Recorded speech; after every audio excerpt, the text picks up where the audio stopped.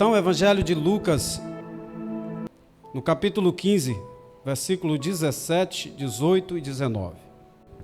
Diz-nos assim a palavra de Deus. Caindo em si, ele disse: quantos empregados do meu pai têm comida de sobra, e eu aqui morrendo de fome? Eu me porei a caminho e voltarei para o meu pai e lhe direi: Pai, pequei contra os céus e contra ti. Não sou digno de ser chamado teu filho. Trata-me como um dos teus servos ou um dos teus empregados. Só até aqui. Curve a tua fronte. Vamos orar. Pai, ó Deus, agora nós lemos a tua palavra, Senhor. Nos ensina através da mesma. Nos instrui, que nós possamos caminhar conforme está escrito a tua palavra. Oramos a ti, grato, em Jesus Cristo. Amém. Você pode aplaudir o Senhor Jesus? Queridos e amados irmãos, todos sabem, se não todos, a maioria sabem que esse é um compêndio de palavras que contém 3 parábolas. A parábola da ovelha perdida, da dracma perdida e a parábola do filho pródigo, a qual nós estamos falando. Por vezes eu converso com pessoas que estavam em caminhos tortuosos, em vias tenebrosas, e que tiveram que voltar, se colocar de pé, para então encontrar o caminho certo. E quando eu leio a história desse jovem, é exatamente o que eu percebo. Essa parábola, a qual nós chamamos de parábola do filho pródigo, e poderíamos sem problema nenhum afirmar que seria também a parábola do pai amoroso, por que não? Porque a maior mensagem nessa parábola não é o caminho pecaminoso do filho, mas sim a bondade, a benevolência do pai, que é tão amoroso. Ao contrário das 2 parábolas que vai dizer que a ovelha se perdeu, a dracma que estava perdido, e onde o pastor se coloca a caminho para buscar a ovelha e a mulher se coloca a buscar a dracma que estava perdida, o pai não saiu atrás para buscar o filho que estava perdido. E como nós acabamos de ler, ele caiu em si. Ou seja, isso mostra claramente que ele estava totalmente fora de si. Que quando ele toma a decisão de requerer o seu direito, o direito da herança, e sendo ele o filho mais jovem, ainda que pela lei judaica ele tinha totalmente liberdade para fazer isso, porque segundo a lei, o pai podia repartir os seus bens com o filho ainda em vida, sendo que o mais velho receberia 2 vezes mais da herança e o mais novo a metade dos seus bens. Então eu vejo que o jovem não fez nada de errado segundo a lei de Deus. Nesse sentido não, em requerer o direito dele, ele não fez errado. O que ele fez de errado foi, como diz a própria palavra, pródigo, gastador. Ele saiu a gastar tudo o que ele tinha. E nos diz a palavra de Deus que ele gastou irresponsavelmente. Gastou de qualquer forma. Com prostitutas. Saiu para uma terra distante, uma terra longínqua, distante do seu pai, e foi buscar os prazeres do mundo, os prazeres que o mundo nos apresenta, os prazeres que o pecado nos apresenta. E ele, sendo jovem, eu quero conjecturar, ele se envereda por este caminho e vai embora sem pensar o que havia de acontecer. sem medir consequências, e isso é uma coisa muito grave, a qual nós deveríamos pensar todos os dias, quando vamos fazer alguma coisa ou tomar alguma atitude sobre a nossa vida. E devemos dizer que a nossa vida, ela é pautada por decisões que nós tomamos, que eu e você tomamos, mas muitas das vezes nós não medimos as consequências que essas decisões podem trazer para a nossa vida. E certo é, uma vez eu vi um grande pregador dizer que o semear, ele é opcional, mas a colheita é obrigatória. Tudo aquilo que semeamos, querido, nós vamos colher. Certamente não deixaremos de colher a semente que lançamos na terra. E todos sabem o poder que a semente tem, porque nós lançamos uma semente na terra, da semente germina, ela vira uma árvore que dá frutos. Então talvez você semeou alguma coisa e você está colhendo muitas coisas, porque você semeia só uma e colhe muitas. Muitos são os problemas que nós colheremos se não tivermos a sagacidade de semear a coisa certa. Então tem 3 lições aqui nessa história que nos chama a atenção. E elas são rebelião, arrependimento e regozijo. A rebelião foi o que esse jovem fez. Mesmo ele tendo direito, como diz a lei, está lá em Deuteronômio capítulo 21, versículo 17. Mesmo ele tendo todo o direito, estava coberto na lei. Era como se ele estivesse dizendo para o seu próprio pai: ei, eu quero que você morra, neste exato momento. No momento em que ele decide requerer os seus direitos da herança, ele está dizendo para o seu pai: eu quero que você morra. E quantas vezes, talvez, não literalmente falando, você pegou a sua herança, e aí você pode colocar como herança aquilo que você quiser, o que você imaginar. Talvez uma decisão mal tomada. Talvez você estava caminhando, estava caminhando muito bem e decidiu parar. Porque você achou, alguém falou com você, que esse caminho que foi apresentado a você é o melhor caminho. E você então enveredou por essa vereda, que te trará certamente, nos trará certamente, problemas incalculáveis ou talvez irreversíveis.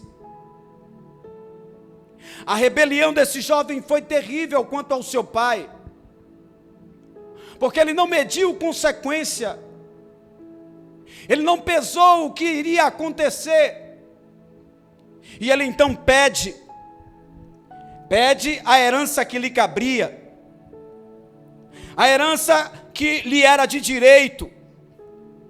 Sempre que damos valor mais às coisas do que às pessoas, não nos importamos com o prazer, ou nos importamos com o prazer do que o dever, nos importamos mais com as paisagens distantes do que com as bênçãos do nosso próprio lar. Estamos procurando problema.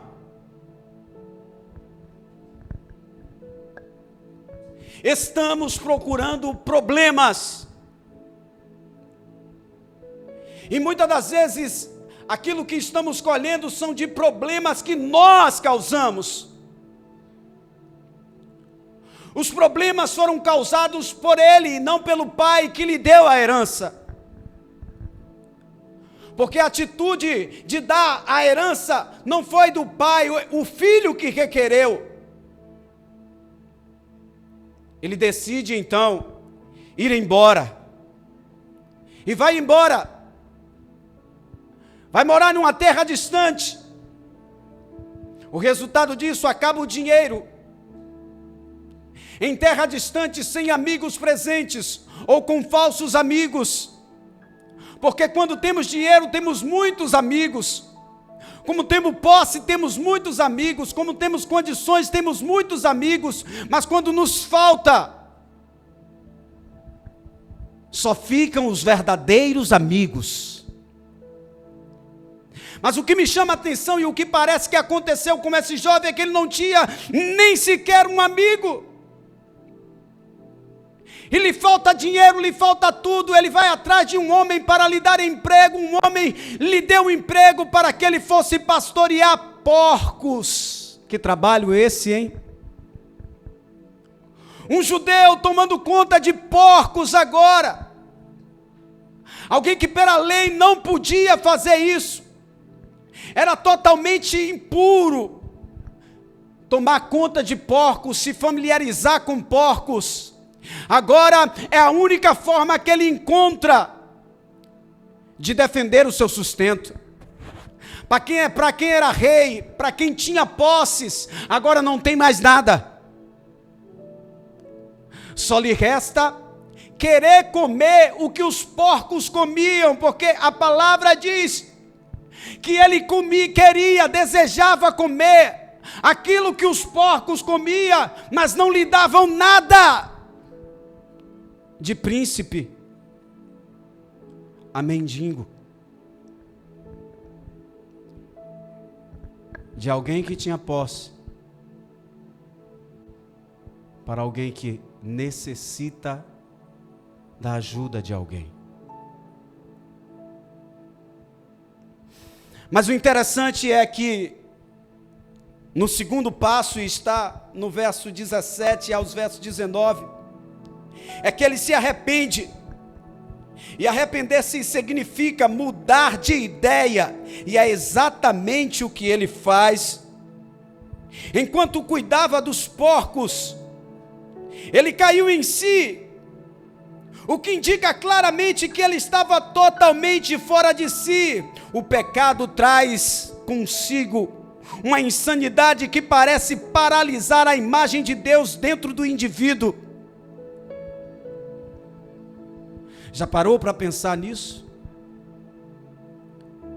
O que o pecado faz? O pecado destrói o homem. Por que não lembrar de Adão e Eva? Tiveram uma experiência ímpar com Deus. Pessoas que tiveram um relacionamento com Deus, a qual só teremos quando entrarmos na glória prometida. A Bíblia diz que ao cair da tarde, Deus se apresentava a Adão e Eva, um relacionamento extraordinário. Mas a decisão de desobedecer aquilo que Deus tinha colocado como regra, meta, os fez cair e trouxe desgraça sobre nós também. O que a desobediência faz, o que a insanidade faz, o que a empolgação faz, é terrível na vida de qualquer ser humano, e nós precisamos de verdade entender isso. Nós precisamos entender de uma vez por todas que o que Deus quer para nós é o melhor, e às vezes nós entendemos ao contrário. E caímos nessa malha fina. Mas o interessante, o mais legal é que ele se arrepende. E sabe o que eu vejo de mais interessante nessa história? É que ele não arruma um culpado. Certamente tinha um culpado? Não, o culpado era ele. Ele bate no peito e fala: me porei no caminho, voltarei para o meu pai e direi: Pai, pequei contra os céus e contra ti. Isso é uma qualidade ímpar do ser humano, porque nós damos valor mais nos nossos acertos, e não estamos errados, mas a qualidade maior do homem é observar quando erra, para querer acertar, se colocar no caminho, se colocar na vereda. e buscar estar melhor mais hoje do que ontem. Esse é o nosso papel. O nosso papel como ser humano aqui na terra e como servos de Deus é buscarmos acertar a cada dia mais e mais e mais. Eu não posso estar satisfeito com o dia de ontem. Eu preciso querer estar melhor hoje do que o que eu estive ontem. Isso fala de crescimento. Isso fala de busca de santidade, que é um processo gradativo na nossa vida. E nós precisamos buscar, porque a palavra de Deus nos diz: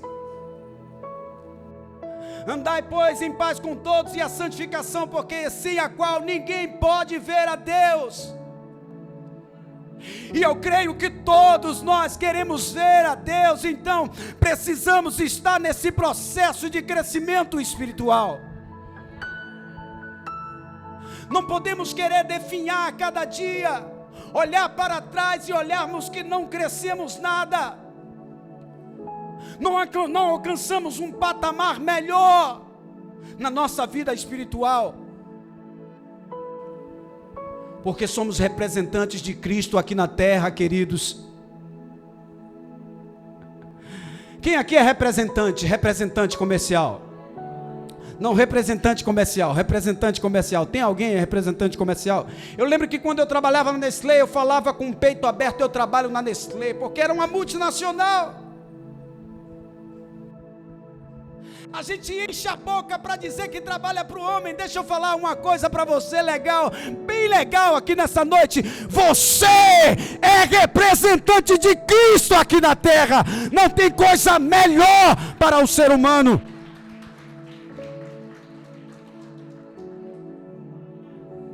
Você representa a santidade, você representa a bondade, você representa a beleza, você representa o amor.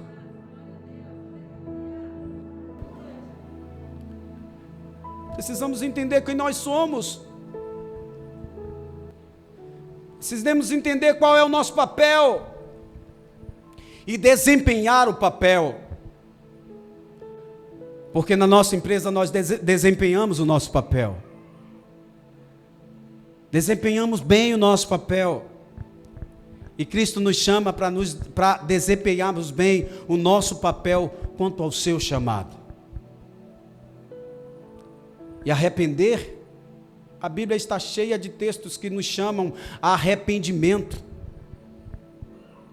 E se tem uma coisa que Deus se agrada é quando o homem se arrepende. Foi o que esse homem fez. Arrependeu-se do que ele tinha feito, do caminho que ele tomou, e disse: me colocarei de pé, irei até o meu pai e direi para ele: pequei contra os céus e contra ti, não sou digno de ser chamado o seu filho. O rapaz mudou de ideia sobre si mesmo e sobre a sua situação e admitiu que era um pecador. Reconheceu que o pai era um homem generoso e que servir na casa dele era melhor do que livre naquela terra distante. É a bondade de Deus e não apenas a vontade do homem que nos conduz ao arrependimento. Querido, deixa eu dizer uma coisa para você e guarde isso no seu coração. Está escrito na carta aos Romanos, no capítulo 6, versículo 23, na parte A: o salário do pecado ainda continua sendo a morte. Não mudou. A palavra de Deus não muda. Ela é reta. Ela não tem curva. Então, por isso que nós precisamos nos arrepender a cada dia que passa, para que possamos alcançar a bondade de Deus. E a terceira, regozijar. Ele foi até o pai, versículos de 20 a 24.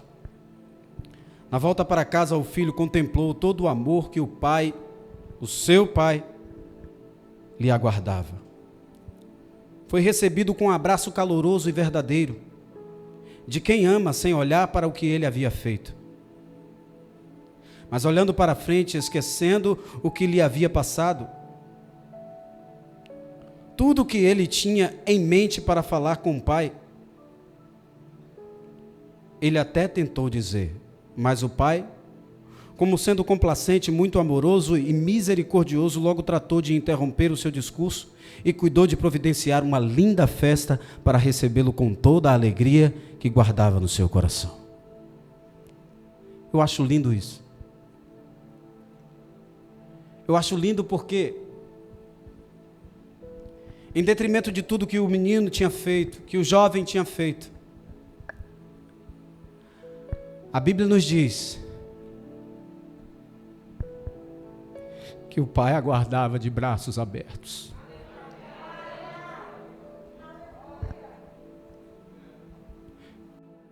E o pai não correu até ele para reclamar do que ele tinha pedido. O pai não correu para dizer para ele: você requereu o que você não tinha direito. Mas o pai, com os braços abertos, o abraçou e beijou. E disse: meu filho, eu te amo, meu filho. É o que Deus diz para nós todos os dias, amado. O que Deus diz para mim e para você todos os dias quando acordamos, mesmo tendo errado e tendo sido falho, Deus está com os braços abertos a nos aguardar, esperando nós dizermos: Senhor, nós nos arrependemos dos nossos malfeitos. E Ele vai cortar a sua palavra e vai te dar um forte abraço e dizer: meu filho, eu te amo. O amor de Deus é incomparável. O amor de Deus é indescritível, imensurável. Às vezes eu fico a me perguntar: que amor é esse?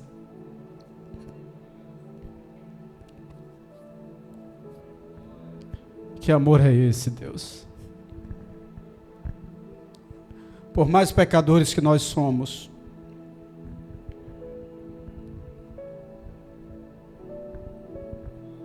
se você contar hoje, se eu contar hoje, eu não consigo descrever quantas vezes eu errei. Mas ainda assim Ele está aqui nessa noite, dizendo para mim e para você: eu te perdoo, meu filho. Eu te perdoo, minha filha. O que Ele quer de nós é um arrependimento genuíno, igreja do Senhor.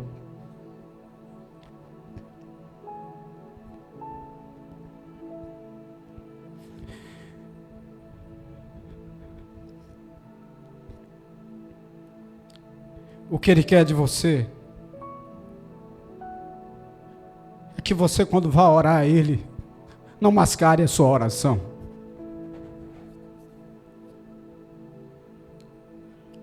Ore com o seu coração e declare para Ele o que você está passando, o que você está vivendo. Não mascare a sua oração, porque de Deus não se esconde nada, querido. Nós não conseguimos esconder nada do nosso Deus. Ele é Deus complacente, Ele é Deus amoroso, e está com os braços abertos, esperando por você. O pai, sem questionar o que ele havia requerido em sua herança, nem aborrecimento pela decisão equivocada que o filho tomou na ocasião, mandou que o seu servo servisse ao seu filho, trazendo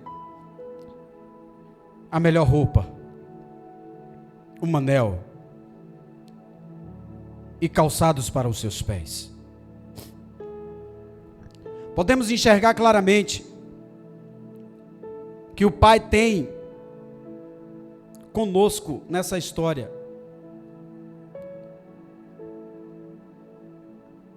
Aquele que está sem roupa, Ele manda dar as vestes novas. Ele quer uma nova aliança, uma aliança verdadeira conosco. Ele nos dá calçados novos para a preparação do Evangelho da paz. Saiba, querido,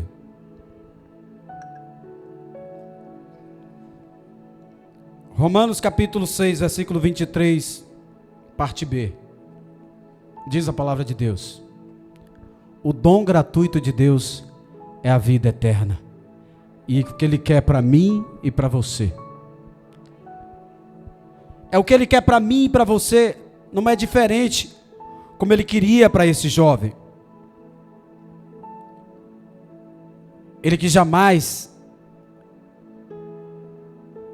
vai se esquecer de você, pois como está escrito, não fomos nós que escolhemos a Deus, e sim Ele que nos escolheu. Ele nos ama de uma forma incondicional, de forma que não podemos expressar com palavras. Podemos ficar aqui a noite toda querendo explicar como Deus nos ama, mas não conseguiremos. Veja um paralelo entre a volta do filho pródigo ao pai e a nossa volta a Deus através do Filho Jesus Cristo. O filho disse, no versículo 24, que estava perdido. Jesus diz: eu sou o caminho. O filho diz, no versículo 17, que era ignorante. Jesus diz: eu sou a verdade. O filho disse que estava morto. Jesus diz: eu sou a vida. E contemple Deus aqui nessa noite. Contemple a presença do Espírito Santo, a presença que eu estou sentindo. E se você abrir o seu coração, você também sentirá essa presença. O Senhor Jesus está aqui nessa noite. E Ele está batendo no seu coração. Ele está batendo na sua porta, está dizendo: olha, abra que eu quero entrar. Mas eu não vim simplesmente para fazer uma visita, eu quero fazer morada. Eu quero fazer morada na tua casa, na tua vida, nos teus negócios, nos teus planos. Ei, me coloque como parte dos teus planos. O Senhor Jesus está aqui nessa noite, Ele está batendo na tua porta. Cadê você? Deixa Ele entrar na tua vida, querido. Talvez eu esteja falando para pessoas que já estão na igreja fazem tempo, mas tempo de igreja não quer dizer que nós estamos fazendo a vontade de Deus. Ele te ama, querido. Ele te ama, querida. E Ele está aqui nessa noite para mudar a tua história.